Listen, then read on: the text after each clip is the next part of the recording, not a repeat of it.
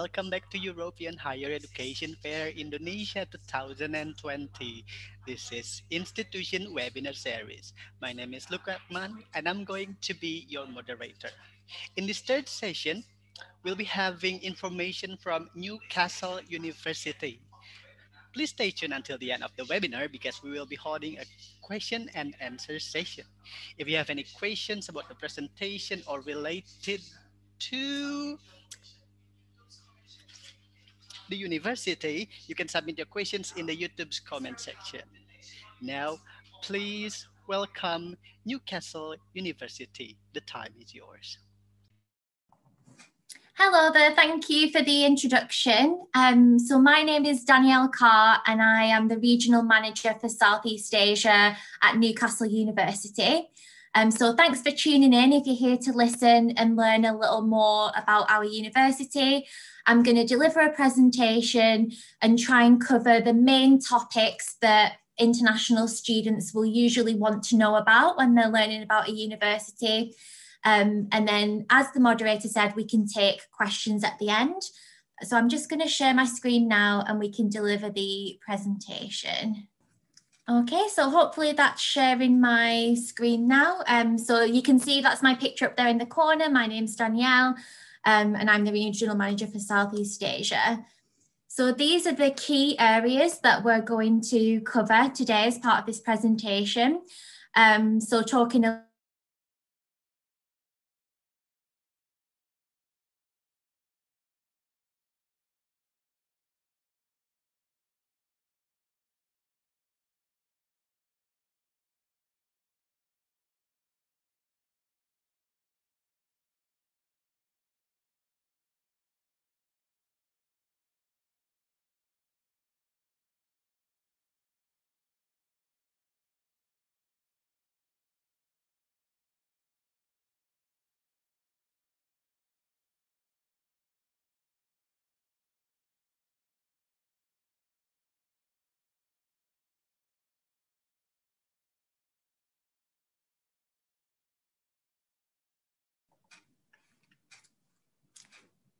Oh, sorry about that. I think my connection there just faltered for a moment. So I'll just share my presentation again. I do apologise for that. It looked like there was an issue with the connection there. So we describe ourselves as an international university. And at our main campus in Newcastle, we have over 5,000 international students from over 120 different countries all around the world. Over 25% of our staff come from outside the UK, and we have a campus, not just our main campus in Newcastle, but we also have campuses in London, Singapore and Malaysia. So truly having that global and international reach as a university. Our city centre campus is one of the biggest draws for students who are looking to come and study in Newcastle. So you may not know much about where Newcastle is as a city in the UK. As you can see here on this map, we are located just here in the northeast of England. It's a very well-connected city. So we do have an international airport with very good access to different parts of the UK and also international flights. So many of our students who come from Southeast Asia, or specifically from Indonesia, will fly through Dubai and into Newcastle, but really easy to get to parts of mainland Europe as well as those international flights. And then transport locally, we're just under 3 hours by train to London and within good reach of all of the other major cities in the UK as well. And it's about 25 minutes from the city centre to the beach, because as you can see, we're right by the coastline there in Newcastle of the northeast, and about 20 minutes to the airport. So here are just some images to share of Newcastle, the city centre. In the top left corner there, we've got Gray's Monument, which is a central focal point of the city, that you can see that really classic Georgian architecture that we have in our city centre. We've got the Millennium Bridge there in the bottom left, which is one of the 7 iconic bridges that cross the River Tyne that runs right through the centre of Newcastle. And then on the right-hand side, we've got Long Sands Beach and Jesmond Dean, just highlighting some of the really beautiful nature spots that we have in the region in Newcastle. So, as I said, very close to the beach, and Jesmond Dean is one of the sort of nature spots by the city centre for students to enjoy. So we describe our city as being lively and compact. It's been rated one of the most affordable cities, particularly for students, and consistently ranks highly on best student cities in the UK. One of the great things about Newcastle as a city is that it's home not just to Newcastle University, but also to Northumbria University. And what that means is that as a city, it's very, very welcoming to students, and roughly 1 in 5 people who live in the city centre are a student. So there's lots of student discounts available, lots of activities and things being organised specifically focused for students. And it also means that it's a very safe and friendly place to welcome people who are maybe living away from home for the first time, maybe living in a city for the first time. That's something that we consistently get really good feedback on from our students, is that it is a very safe and friendly place. As I said before, it's very well connected with our local and international transport links. And interestingly, it's actually one of the driest cities in the UK. So one thing students always want to know about is what's the weather like behind a mountain range. It's actually one of the drier places, so we don't get as much rainfall as a lot of other places in the UK. So this is our city centre campus. The location of our campus within Newcastle, I think, is one of the really key things that attracts students to come and study with us. So by city centre campus, we mean that we are located right in the middle of Newcastle city centre. I can show you a map in a moment that highlights that we're just across a road from all the main attractions of Newcastle as a city, but there is still very much a campus atmosphere when you're actually on campus, as you can see from some of the images here. Lots of very beautiful architecture that's been part of the university since its origin, but then also a lot of newer buildings and more modern developments that highlight how much Newcastle invests in its infrastructure. So I've just showed some of a few of the most popular images of the campus there. And in the bottom right corner, that is our Into Centre. Into is a partner that we work with at Newcastle who deliver our pathway and foundation programmes that we'll talk about a little bit later on, but that are also part of our main campus at Newcastle. So this is a city centre map that just highlights that we are truly a city centre campus. So from this map, what you can see is the dark blue buildings on the map, which represent the university buildings. So the places where students are taught, the lecture halls, the library, the students' union, all of those key facilities that students would be able to take advantage of. And the light blue numbers that you can also see scattered around those dark blue buildings represent the university-owned accommodation. So you'll see when we discuss accommodation a little later that all of our accommodation is within a good walking distance of the main campus. You've got Lees's Park just behind the main campus, and then this grey area towards the bottom right of the map is the main sort of city centre area. So really great access to all of those amenities that you would want as a student and all of the great things to enjoy in the city centre of Newcastle. So just to touch a little bit on our global reputation, one of the things that many students will want to know about when they're researching their university where they want to study particularly in the UK, is what's the global reputation and what are the rankings of that university. So just highlighted a few of the rankings that Newcastle is particularly proud of. So we consistently rank as a global top 200 university. So looking at things like the Guardian rankings, QS World rankings, consistently in the top 200 globally, and then nationally, top 25 in the UK, using various different ranking metrics there. Across the bottom there, you'll see, of course, that we're a member of the Russell Group.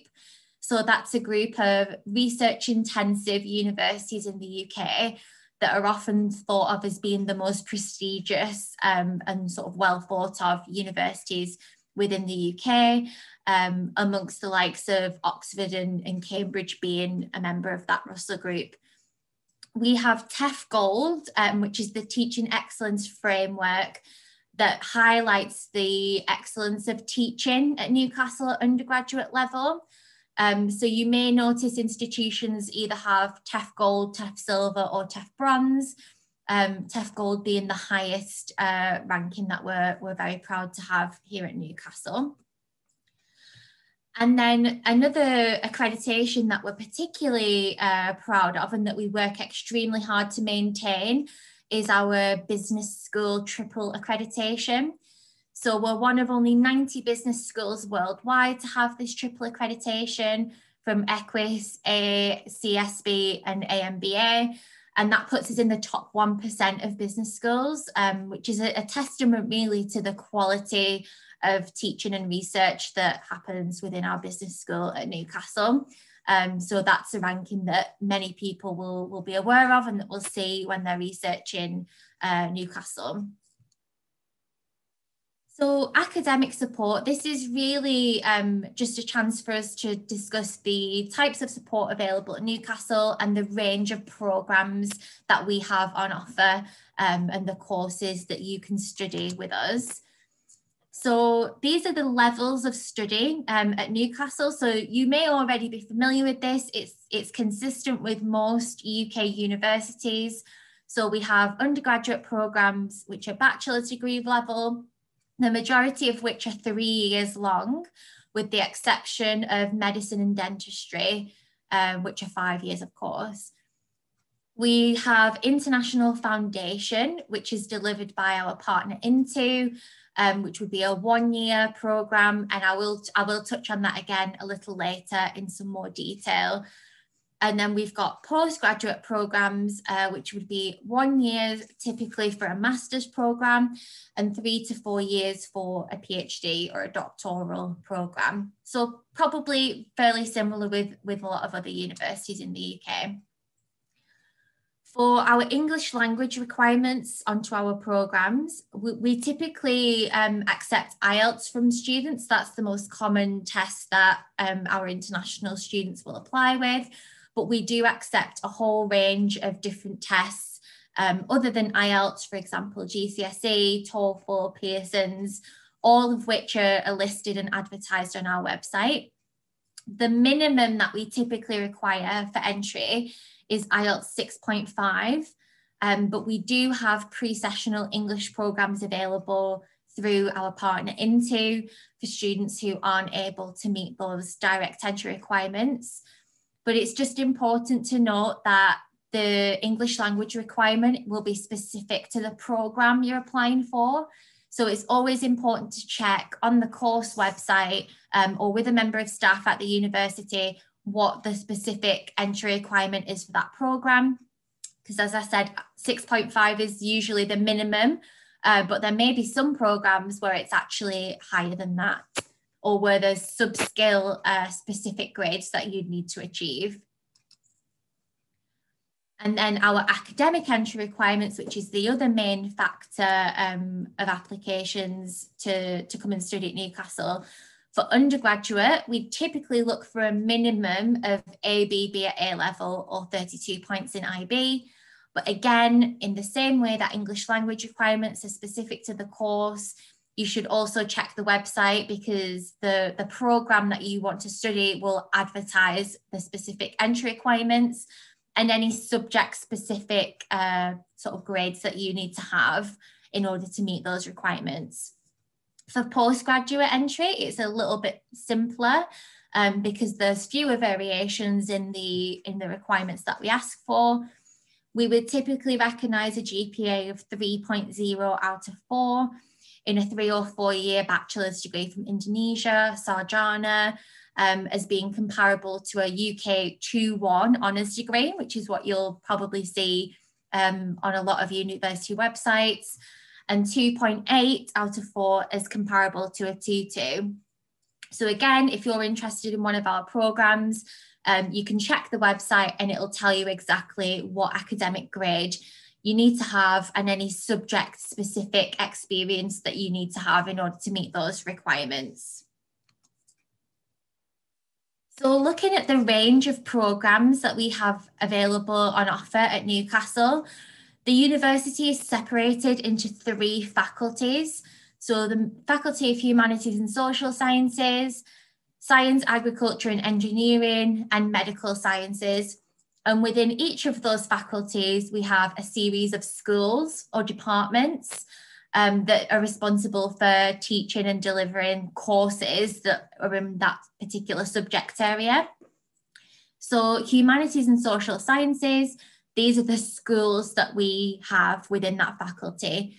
So architecture, arts and cultures, education, communication, language science, English language, literature and linguistics, geography, sociology, politics, history, classics and archaeology, modern languages, law and business. And within each of those departments is a whole range of different courses available at both undergraduate and postgraduate level. So for example, within our business school, you can study business management, marketing, banking and finance, a whole range of different programs, all of which will be listed and advertised on our website with a really wide selection for students to choose from. We then have science, agriculture and engineering, and that's split up into 4 main areas, which are engineering, natural and environmental sciences, maths, statistics and physics, and computing. And then finally, we have the Faculty of Medical Sciences, which is split up into biomedical sciences, dental, food and human nutrition, medical education, psychology, pharmacy, and sport and exercise. And this is, of course, the faculty in which our medicine degree would be taught in the School of Medical Education. So a whole range of programmes in many of the sort of core areas that students are interested in studying. And again, I can share the links at the end of this presentation for the full list of those courses that are available through both undergraduate and postgraduate study. Now, the application process for each of those levels of study is slightly different. You'll probably have already heard of Ucas, which is the portal application system to apply for an undergraduate degree in the UK. So you can apply for all of our undergraduate programs through Ucas. The deadline that a lot of people may be aware of is the 15th of January, which is the UK deadline for the majority of programs, excluding medicine and dentistry, which have an earlier deadline that's usually in October. So it's actually just passed for this year. We encourage students to make their application by the 15th of January if possible. However, we do accept applications for most programs up until the 30th of June. And then for our postgraduate programs, you can actually apply directly to us as a university. So we have an online application portal that allows you to apply for one or as many of our postgraduate programs as you wish. Again, I can provide the link to our postgraduate website, but on any of our course pages, you'll see that it's very easy. There's a big red button on every page that says apply here, and that will just take you right through to our applicant portal in order for you to make your application to Newcastle. I said that I'd come back to Into just to talk a little bit about Into. Students from Indonesia typically are very interested in our Into programs because a lot of students choose to study with us at foundation level. So we are a joint centre with Into Newcastle. And as I mentioned before, our Into Centre is actually on our campus in the heart of Newcastle. And we offer a range of programmes with Into through English language. So as I mentioned earlier, those pre-sessional English programs that can help students top up to that level of English that they need, but also international foundation and international year one. So if a student doesn't meet our direct entry requirements, they may choose to come to us through one of these pathway options. Again, on all of our course pages, where there's a foundation or a international year one option available, it'll advertise that and it will tell you what the entry requirements for that will be. A key thing just to touch on that I think is really important for students who are looking to study in the UK is cost of living. So good news about Newcastle is that, as I mentioned earlier, it's consistently ranked as one of the most affordable student cities in the UK. And generally speaking, it is an affordable place to live, even for people who aren't students. Just because of where we are in the UK, I think cost of living for things like accommodation, rent tend to be lower than if you were in, say, London, being the capital. It's obviously more expensive. So for an undergraduate student, we would estimate that you should budget between £9,500 and £10,500 for each year of study. And for postgraduate students, between £10,000 and £12,500. So this would be outside of your tuition fees. Tuition fees would be separate to this. This would be to cover things like your accommodation, your food, your transport, your day-to-day sort of living costs for your time in the UK. And this is, of course, an estimate. Some people may spend less than this. Some people will spend more than this. This is just what you can manage off if you are following a budget, and that we recommend for students for these areas of study. So as I mentioned, cost to consider, your tuition fees are going to be the main expense for your study in the UK. And then your living costs will cover things like your accommodation, social activities, clothing, and other costs to factor in are things like course materials, books, and travel. If you plan on traveling back to your home country at all during your study time, you'd need to budget in for that as well. So our tuition fees vary depending on the programme that you'd be studying. But for undergraduate, excluding medicine and dentistry, they're between £18,000 and £24,500 per year. And postgraduate is between £19,000 and £24,800 per year. But you'll be able to see on all of our web pages for any of our programs, the tuition fees very clearly advertised, so you know at the point you apply, this is what the fee would be. We have a lot of different scholarships available for students to apply to, and specifically for students from Indonesia. Those top two scholarships on this slide, the Vice Chancellor's Excellence Scholarship and the Vice Chancellor's International Scholarship, are both open to applicants from Indonesia. So on our website, we advertise all of those scholarship schemes and instructions on how to apply to those, if you need to apply, or if you would be assessed automatically as part of your application to study with us. You can also apply for scholarships through Into. So if students are studying a foundation year or international year one, they would be eligible to apply for Into scholarships. And then, of course, external scholarships, so that aren't necessarily administered by the university, but that we advertise and promote on our website. We have a funding database that lists all of the funding opportunities that we're aware of that are available for students. So that's a really good resource that you can use if you're looking for funding, additional funding for your studies.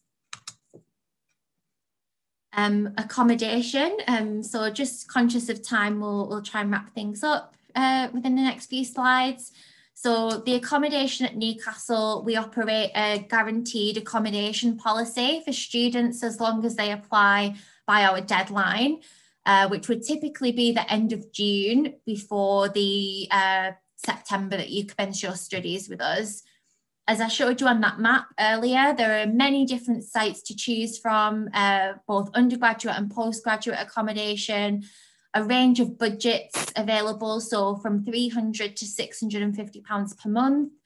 And the majority of it is within walking distance of campus, so really great sort of for convenience for you to access the university, and also for life in the city centre as well. And here are just a few images taken from our website that show the different styles and types of accommodation available. But you can do a virtual tour on our website of all the different accommodation sites to see what the options are and what's available. And then the last section, probably one of the most important sections, is student experience. So all of those things that you can enjoy during your studies at Newcastle outside of your academic life and your studies. So we have a students' union at Newcastle that's totally run and organised by our student population, with over 200 different societies, organisations, and 60 sports clubs that are available for you to join and participate in. We have a sports centre on campus where you can enjoy performance and sort of recreational sport. There's fitness suites, exercise classes, lots of facilities available to keep your physical health in good shape while you're studying at Newcastle. And then also a really fantastic career service. So when you're studying with us, you should always be thinking about what your plans are for after you've graduated. And our career service is a fantastic resource that you can take advantage of, and they can help you in finding work experience, internships, and the things listed there. So career guidance and advice for after you've graduated. And within those 200 societies that I mentioned of the Students' Union, it's a great opportunity, specifically, I think, for international students who are maybe traveling to the UK, living in the UK for the first time. If you want to make friends, meet new people, or try a new activity, something that you've never done before, joining a society is a great way to do that. So I've just listed some of the societies that are available there. So everything from karaoke to photography to subject-specific societies that you can join, but then also our Indonesian Student Society, which is particularly popular with students from Indonesia. And it's a great way for students to meet fellow students who've travelled from Indonesia. And they organise lots of different social activities, get-togethers, and an annual festival in Newcastle called Discover Indonesia, which sort of celebrates and shares the culture of Indonesia with everyone else on campus. So I just thought I'd highlight that one as a really good, positive society that particularly students from Indonesia would be interested in. But you'd be able to join, or welcome to join, any society that you chose to. So that's the end of that presentation. I think I'm just within the time. So happy to answer any questions. I've just put my contact details up there on the slide. The international recruitment email address is for our international operations team. So if you've got any queries about applying to Newcastle or you've submitted an application, then that you can use the international recruitment email address. Or please feel free to contact me directly. I'm always happy to answer questions or give advice to students anytime. Okay, thank you for the impressive presentation. It's really interesting and thorough information about Newcastle University. Now we are down to the question and answer session. So if our watchers on YouTube have any questions, you can type them down. Let's get started. What are the documents needed to apply for the scholarship? So for the scholarship, it depends on the scholarship opportunity that you're applying for. The two main ones that are highlighted in the presentation, the Vice Chancellor's Excellence Scholarship is an application form that you complete online, and you already have to have applied to the university for your programme and have been made an offer. So I guess the documents you need to provide are the ones that you provide with your application. It will then ask some specific questions of the students. So why they want to study at Newcastle, how this scholarship would help them with their future career plans, and why they would be a good ambassador for the university. But you usually don't have to provide additional documents because we would just review the ones that the student provided with their application. Okay, thank you. Next, for PhD program, is there any expert for tropical medicine, especially on malaria or lymphatic filariasis? I don't believe we do tropical medicine at Newcastle. It's quite a specific area. Would it be undergraduate or postgraduate level the student was interested in? That's PhD level. PhD. Oh, if it's PhD, then there's possibly some flexibility in that, because as with a PhD, as long as the university has a suitable supervisor that could support the student in their research, then there's no subject or topic that's off limits. What I would recommend the student do if they're interested in pursuing a PhD in that area, they need to visit the Faculty of Medical Sciences research pages, and you can identify from those websites if there are academic staff that are studying in that kind of area, in that field, or something closely related. And if there is that, if you can see that there's some match up to what your research interests are, then you could approach them with your research proposal. So it's definitely more of an option if you're looking at PhD, but I think for taught programs, we don't focus specifically in that area. Okay, next question. Is there any transfer program for associate degree to bachelor degree for marketing or advertising program? So we do consider transfer requests into stage 2 of our program. So we don't do a stage 3 transfer. We would only consider into stage 2, and that those are assessed on a case-by-case basis, depending on the grades that the student has and the just sort of transcripts and syllabus of what they've studied to date. So if you were looking to do a transfer into a marketing program, for example, as you mentioned, you would need to send us copies of your transcripts and your program syllabus. And our admissions team could then assess whether you would be suitable for a transfer, or if they could make you an offer for stage 1 entry. So it's yes, we do consider that, but it is case by case. Okay, thank you. Next question. I took IELTS in 2018 and it would be expired on March.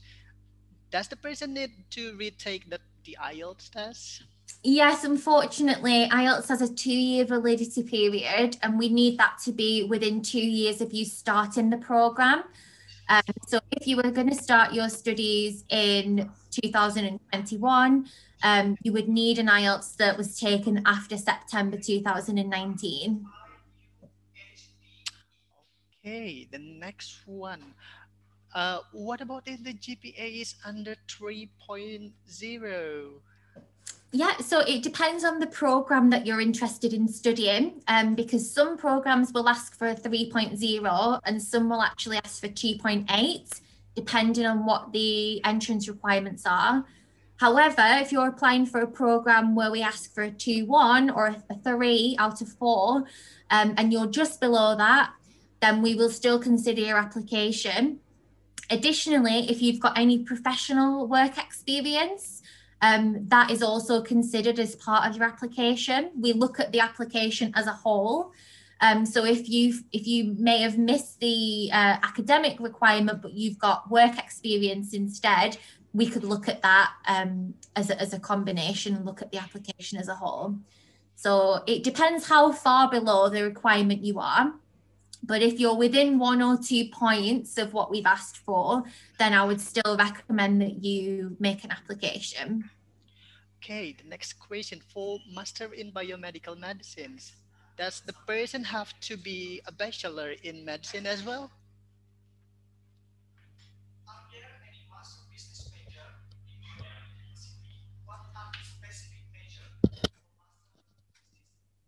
Okay, I will reread that. For Master in Biomedical Medicine, do we need to have a bachelor degree in medicine as well? So I don't think we do a master's in biomedical medicine, but typically for our masters in the medical field, then you do need to have a bachelor in a related area. It doesn't necessarily have to be medicine, but what it will do if there's a specific masters that you're interested in on the website, it will list the subject areas that we accept.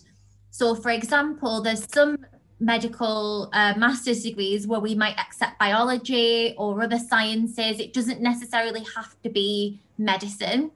But as I said, depending on the master's program you're interested in, it will list all of those suitable backgrounds on the website for you.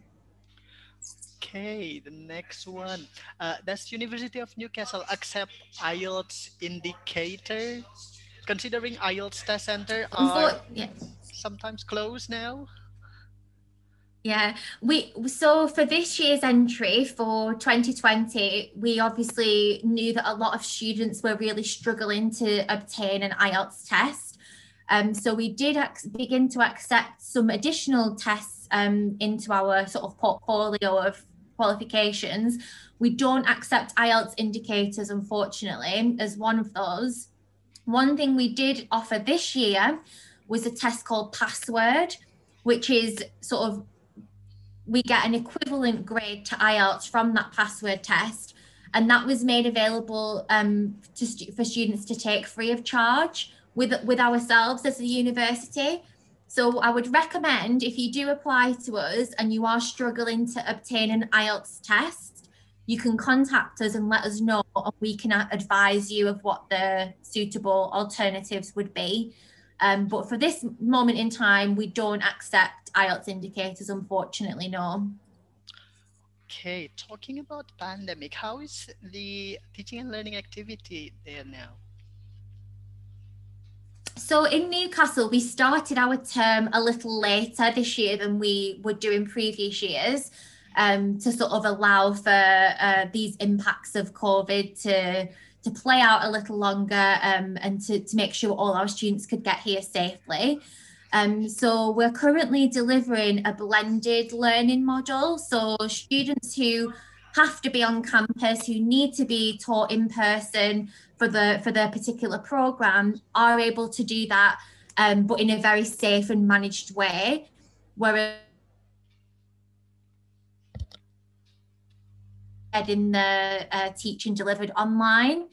And our academics in all of our schools have worked incredibly hard over the past 6 or 7 months to develop that online platform and learning experience for students. So while it is different than what we're used to and what we're used to delivering, it is something that students are giving us positive feedback on, and that for the time being, at least, people are getting to have that experience.